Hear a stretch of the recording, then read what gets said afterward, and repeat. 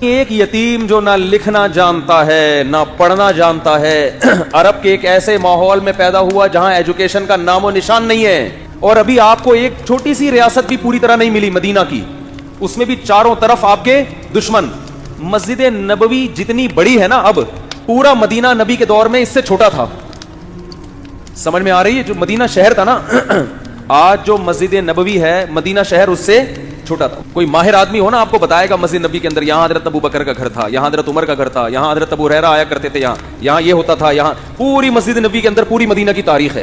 اتنی چھوٹی سی جگہ، بہت کمزور معمولی سی ریاست جو اپنے پاؤں پہ ابھی کھڑی بھی نہیں ہو پا رہی، سنبھل بھی نہیں پا رہے، اور خطوط لکھے جا رہے ہیں ہرقل کو۔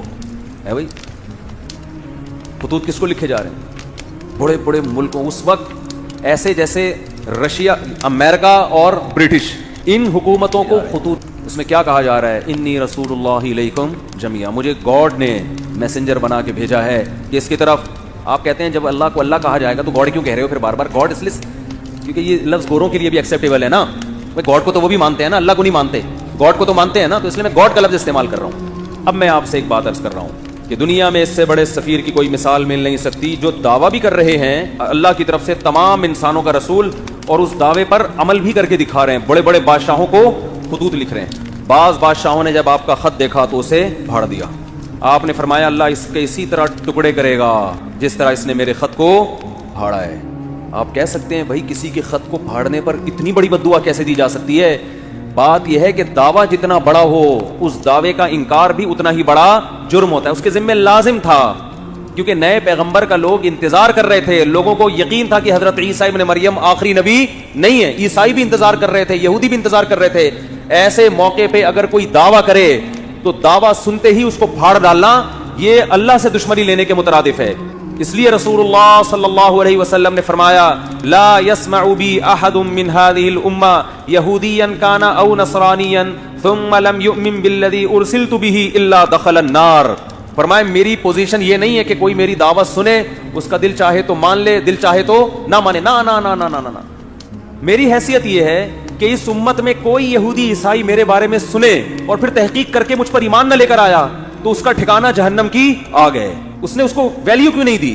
بالکل اس کی مثال ایسے جیسے کلاس روک کر ایک شخص کہہ رہا ہے مجھے پرنسپل نے بھیجا ہے، اور ٹیچر اس کی بات کو لفٹ کرانے کے لیے تیار نہیں ہے، تو آپ کیا سمجھتے ہیں پرنسپل چھوڑ دے گا اس کو؟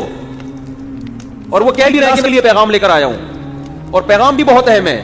آج لبرل لوگ اعتراض کرتے ہیں نا، یہ کیا بات ہے محمد صلی اللہ علیہ وسلم پر کوئی ایمان نہ لے کر آئے تو جہنم میں جائے گا، اتنی سی باتوں پہ جہنم، یعنی وہ کہتے ہیں نا یہ لوگ ذرا سی بات پہ کہاں پھینک رہے ہوتے ہیں جہنم میں ڈال۔ بھائی اتنی سی بات ہے نہیں، کیونکہ دعویٰ یہ کہ مجھے خدا نے بھیجا ہے۔ اب آپ کے ذمے ہے کہ آپ تحقیق کرو کہ یہ اپنے دعوے میں جھوٹے ہیں یا سچے۔ آپ اس کان سے سن کے اس کان سے نکالنے کا آپشن آپ کے پاس ختم ہو گیا۔ ابھی آپشن نہیں ہے آپ کے پاس کہ ادھر سے سنیں اور ادھر سے نکال دیں گے، یار یہ مسلمانوں کے مذہبی معاملات ہیں، چھوڑو۔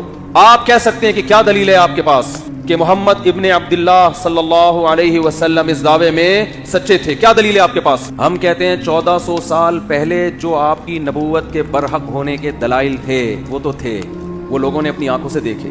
1400 سال کے بعد جو آپ کے برحق ہونے کے دلائل ہیں وہ پہلے سے بھی زیادہ ہیں، وہ اس سے بھی زیادہ ہیں۔ اگر خدا محمد صلی اللہ علیہ وسلم کو میسنجر بنا کے بھیجتا اور یہ نہ کہتا کہ یہ آخری پیغمبر ہیں، تو خدا کے ذمے محمد صلی اللہ علیہ وسلم کی تعلیمات کی حفاظت بولو نہیں تھی۔ اللہ کہہ دیتا کہ ان کی تعلیمات جب مسخ ہوں گی تو میں دوسرا پیغمبر بھیج دوں گا۔ خدا نے محمد ابن عبداللہ صلی اللہ علیہ وسلم کے بارے میں 2 دعوے کیے، یہ میرے میسنجر ہیں، میسنجر، ان کے بعد کوئی نبی نہیں ہے، کیونکہ ساری دنیا کے سارے انسانوں کے لیے۔ اس دعوے میں اللہ نے ایک اور دعویٰ کر دیا کہ ان کی تعلیمات کو میں قیامت تک کے لیے محفوظ کر دوں گا۔